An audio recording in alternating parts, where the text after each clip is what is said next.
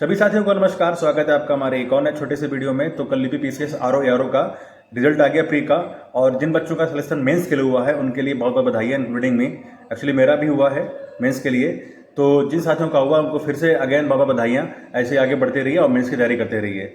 Actually जो कल cut off आई है थोड़ी अनएक्सपेक्टेड रही, और जिन बच्चों का शायद सिलेक्शन होना चाहिए था बट जो रिवाइज आंसर किया या रिव्यू क्वेश्चन हटाए गए, तो उनसे बहुत से बच्चे इनके नंबर अच्छे थे, उनके नंबर थोड़े ऊपर नीचे हो गए और बाहर हो गए।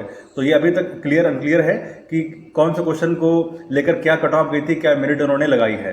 बस सभी का अनुमान है, कोई बोला 135, कोई बोला 138, कोई 140, इस तरह के है। तो कुछ अभी क्लियर नहीं हो पा रहा है, बाकी वो तो आयोग से ही हो पाएगा कि कितना कट ऑफ अलग अलग कैटेगरी वाइज गई है।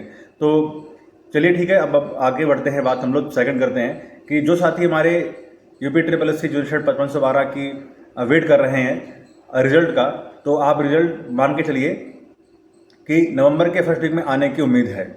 अक्टूबर में कोई उम्मीद नहीं है, नवंबर में आने की उम्मीद है। तो जो साथी टाइपिंग कर रहे हैं वो अपनी स्पीड बढ़ा दें और थोड़ा सा टाइम और देना स्टार्ट कर दीजिए। एक्चुअली पैट का आपका एग्जाम भी अब हो चुका है, तो पैट के थ्रू तो वैकेंसी आएंगी ही आएंगी, साथ में इसको भी आप देखना चाहिए, इसमें टाइपिंग आप करते रहिए। और जो 3284 वाले बच्चे हैं, तो अक्टूबर के जो मिड अक्टूबर है वहाँ में आपकी जो कट ऑफ है आ सकती है मेंस के लिए। तो 3284 वाले बच्चे भी लगातार अपना तैयारी करते रहें। आप इस चक्कर में ना रहें कि भाई हमारा नोटिफिकेशन आ जाएगा उसके बाद हम तैयारी करेंगे। अगर आप नोटिफिकेशन आने के बाद की तैयारी का वेट करेंगे तो शायद आप अपने लिए जस्टिस नहीं करेंगे, और पेपर भी खराब आपका हो सकता है मे भी, क्योंकि आपने 5512 का एग्जाम देख ही लिया होगा कि किस तरह से किस लेवल का पेपर आया था।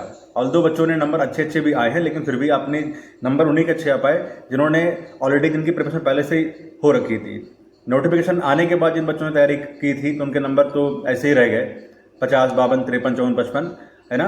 और जिनके नंबर जिन्होंने पहले से ही तैयारी कर रहे थे और लगातार लगे हुए थे, तो अच्छे अच्छे नंबर उन्होंने गेन किए। तो 3284 में डिपार्टमेंट इसमें भी बहुत अच्छे अच्छे हैं।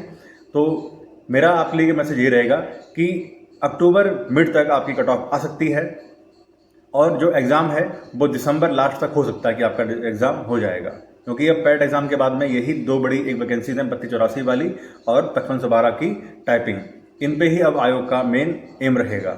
जो बच्चे यूपीएसआई की तैयारी कर रहे हैं, तो जैसे ऑलरेडी मैंने पहले बताया था कि अगर आपको तैयारी करनी है तो तैयारी करने से पहले आपको बताना चाहिए कंटेंट आपके पास में क्या क्या है, किस बुक से तैयारी करें, कौन कौन सी बुक्स हमारे लिए ज़रूरी हैं। तो इसके लिए जैसे मैंने आपको बताया था, साइड में आप देख सकते हैं मेरे अग्रवाल एग्जाम कार्ड्स की ये बुक्स हैं कुछ, आप इनको देख सकते हैं और इस पर आप ब्लाइंड ट्रस्ट भी कर सकते हैं कि उन्होंने अपने जो कंटेंट बनाया है वो बिल्कुल यूपीएसआई लेवल के अकॉर्डिंग ही बनाया है, जिस तरह का लेवल आएगा, जिस तरह का कंटेंट आएगा और जो चैप्टर आएंगे।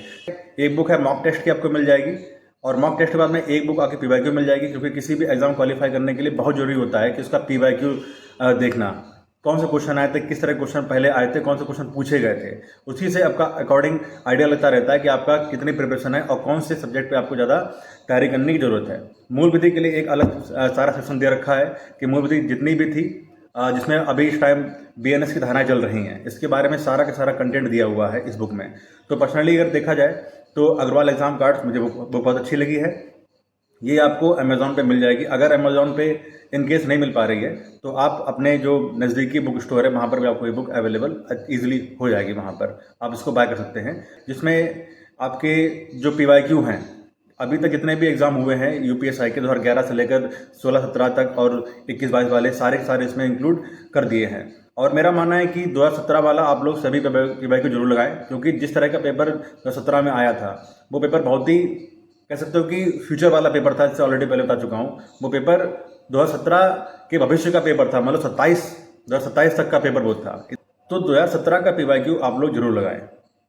जितना ज़्यादा आप 17 का एनालिसिस करेंगे, आप अकॉर्डिंग टू सिलेबस, वैसा ही सिलेबस इस बार भी आने की उम्मीद लग रही है। ठीक है, तो ये एक छोटा सा मैसेज कि जो बच्चे 3284 वाले हैं, जो 5512 वाले बच्चे हैं, वो टाइपिंग और उसके बाद में अपना रिटन एग्जाम की तैयारी अच्छे से करते रहें, क्योंकि अब आयोग के पास में सिर्फ यही दो एग्जाम हैं जो मेन कनेक्ट कराने हैं। तो फिर मिलते हैं अगले वीडियो में, तब तक के लिए नमस्कार।